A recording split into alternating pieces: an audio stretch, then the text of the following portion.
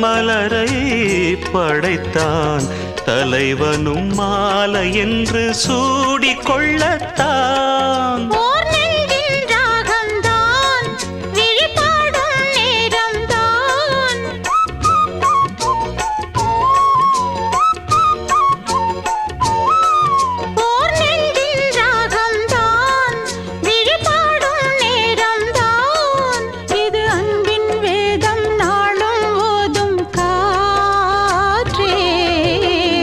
வைகை நதி ஓரம் பொன்மாலை நேரம் காத்தாடுது.